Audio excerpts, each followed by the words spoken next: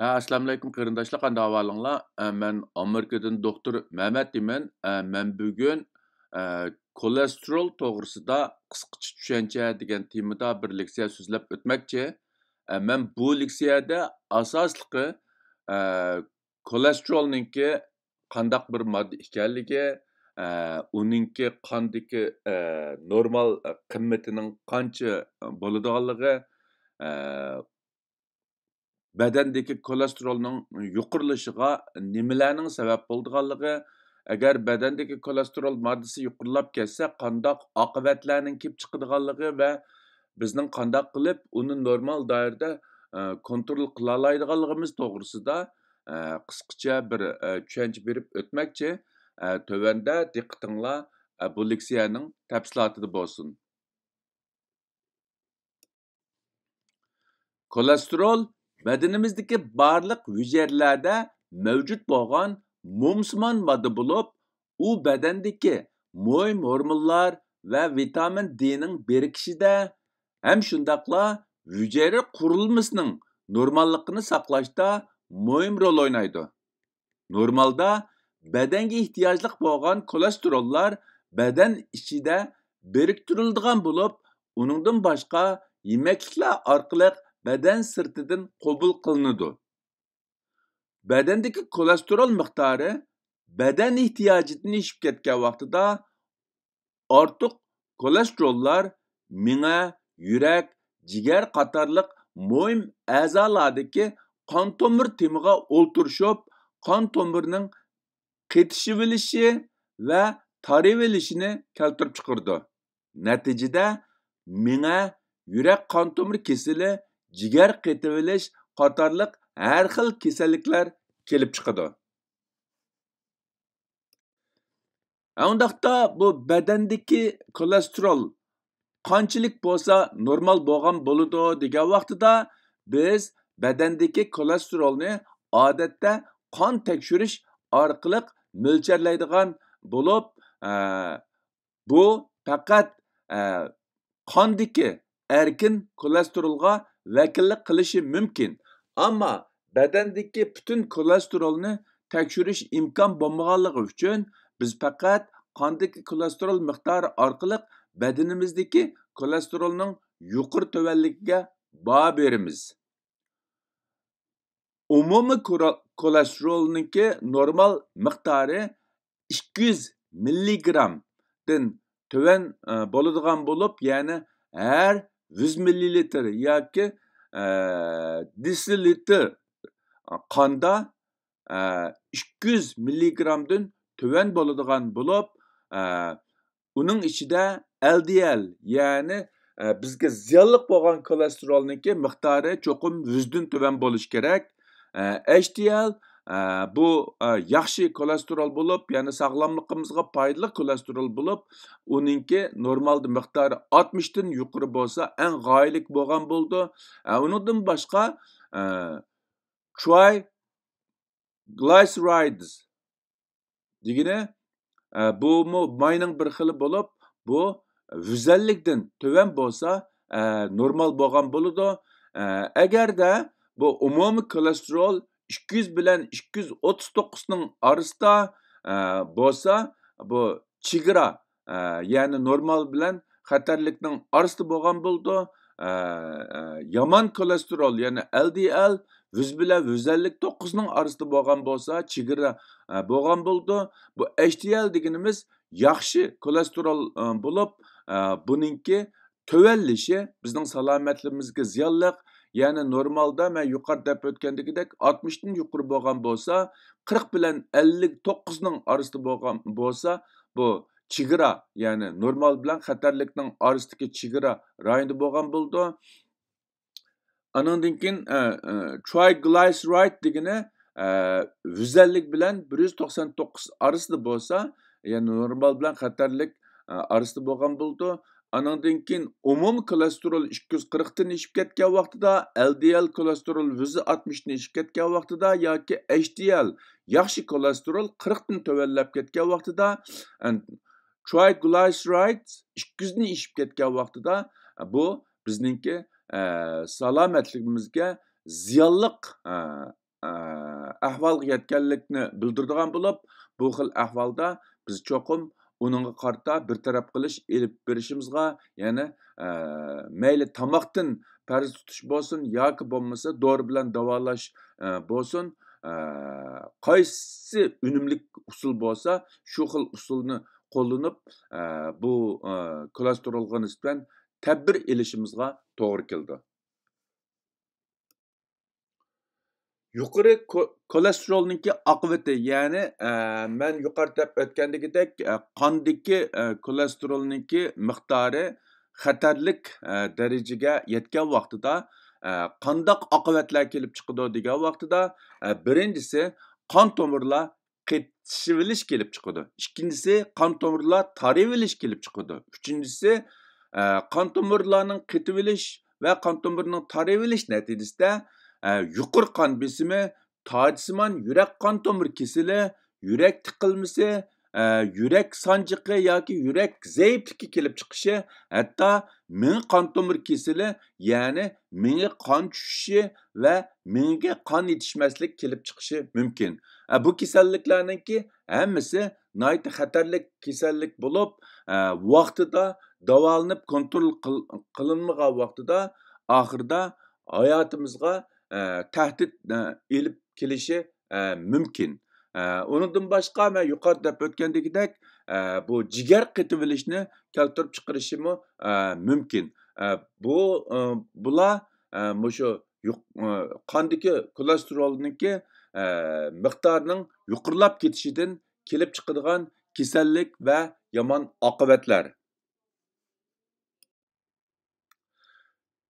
Yuqori kolesterolning sabablari, ya'ni qandaq sabablar tufaylidan qondagi kolesterol yuqorilab ketadi degan vaqtida, buningki eng muhim sabablarining birisi irsi va tug'ma sabablar yoki omillar bo'lib, bu bizningki kontrolligimizda bo'lmagan bir sabab.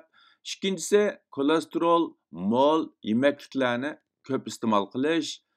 Uchinchisi badan ig'irligi oshib ketish yoki semizlik.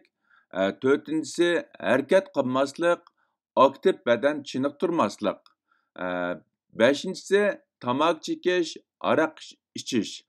Bular hozir mutaxassislar mush kolesterolninki yuqorilab ketishiga sabab bo'ladigan asosli omillar deb qaralgan sabablar bo'lib, bundan boshqa farqli insonlarda farqli sabablar bo'lishi mumkin, lekin bular ko'pincha kishilarninki qondagi kolesterolning yuqorilab ketishdagi asosli sabablar hisoblanadi. Men yuqorida mushu qondagi kolesterolninki yuqorilab ketishining sababini so'zlagan vaqtida uning muhim sabablarining birisiniki, ya'ni bizningki tarkibida kolesterol mo'l bo'lgan yemakliklarni ko'p iste'mol qilishimiz deb o'tgan edim. Undaqda bu tarkibida kolesterol mo'l bo'lgan yemakliklar qaysi yemakliklar yoki qaysi yemakliklarning tarkibida ko'p miqdorda kolesterol bor degan vaqtida, birinchisi to'yingan may tarkibi bor yemakliklar, ya'ni saturated fat bo'lgan yemakliklar. Ikkinchisi pishiqlab ishlangan yemakliklar, ya'ni processed food, ya'ni uzun muddat saqlag'ili bo'ladigan tayyor yemakliklar.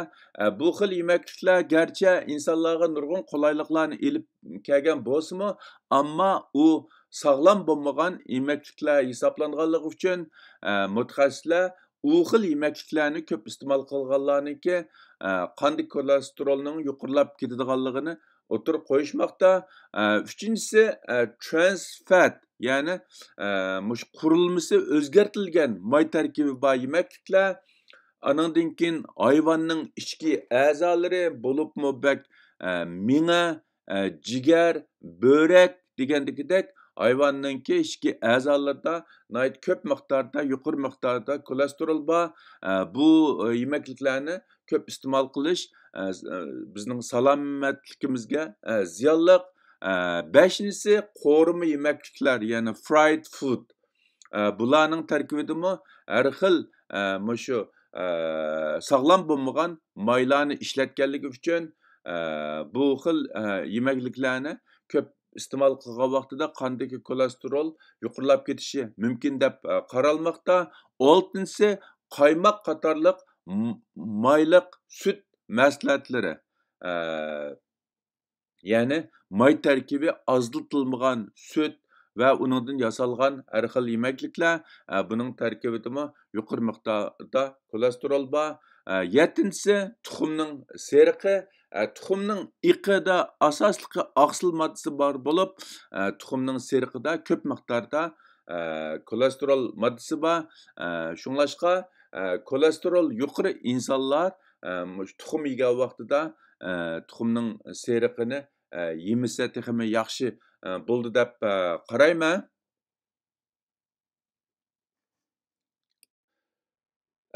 Qondagi kolesterolning yuqorilab ketishida men yuqorida deb o'tgan har xil omillardan boshqa bir qism kasalliklarmi shu qandagi kolesterolni yuqorilab ketishiga sabab bo'lishi mumkin. Ya'ni qandaq kasalliklar shu qandagi kolesterolni yuqorilab ketishini keltirib chiqardi degan vaqtida birinchisi ost xarakterlik böbrek kasali. Ya'ni insonlar chronic kidney disease yoki ost xarakterlik böbrek kasalligiga giribtor bo'lgan vaqtidami ularniki kolesterol qandagi kolesterol miqdori yuqorilab ketishi mumkin. Ikkinchisi diabet kasali. Diabet kasalligiga giribtor bo'lganlardami kolesterol moddasi yuqorilab ketishi mumkin. Uchinchisi AIDS kasali.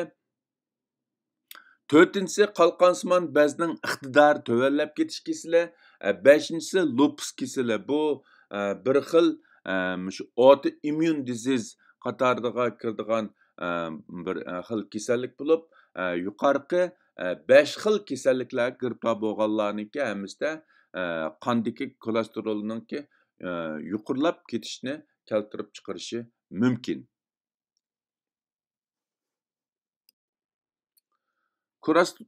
Kolesterolni tövaltish, ya'ni qandaq qilgan vaqtida biz qandagi kolesterolning yuqorilab ketishining oldini olaymiz yoki yuqorilab ketgan kolesterolni tövaltaylaymiz degan vaqtida birinchisi sog'lom oziqlanish.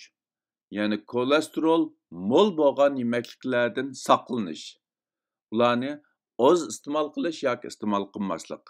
Ikkinchisi kolesterolni tövaltadigan yemekliklarni iste'mol qilish.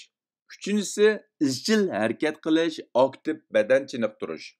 To'rtinchisi o'riqlash, badan ig'irligini normal kontrol qilish. Beshinchisi tamaki chekmaslik yoki tamakini tashlash. Oltinchisi ko'p aroq ichmaslik. Yettinchisi jiddiylashmaslik, ruhiy besimdan saqlanish, o'zni rahat tutish.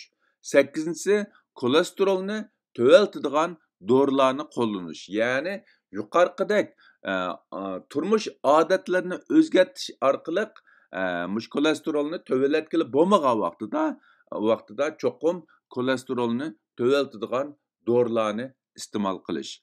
Bo'lmasa bu kolesterol uzun muddat yuqori holatni saqlab qolgan vaqtida men yuqorida o'tganidek nurg'unlagan yomon oqibatlarni keltirib chiqarishi mumkin.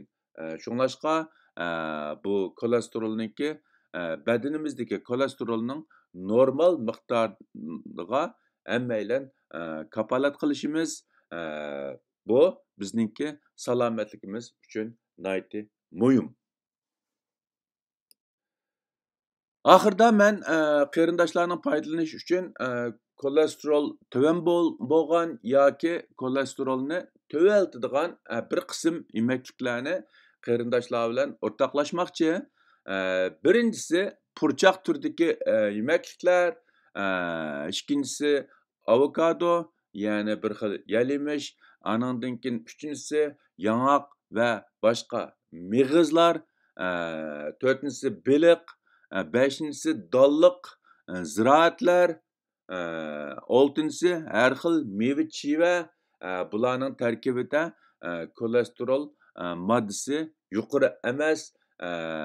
Shunglashqa bu xil yemekliklarning miqdorini nisbatan oshirish, anandan keyin kolesterol miqdori yuqori bo'lgan yemekliklarning miqdorini nisbatan tövaltish bizningki kolesterolni normal kontrol qilishimizda nihoyatda muhim.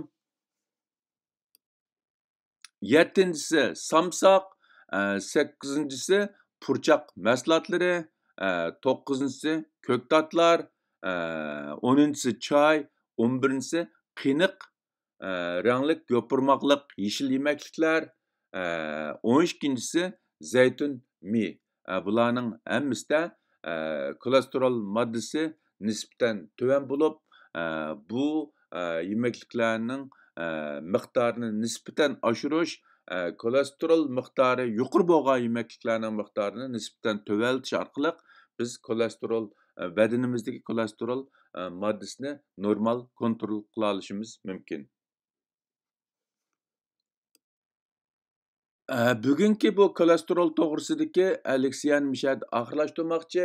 Hammanglarning diqqat berganinglarga ko'pdan ko'p rahmat. Alloh hammamizni tenini salomat qilsin, umrni uzun qilsin. Xayr xo'sh, ko'rishguncha omon bo'linglar.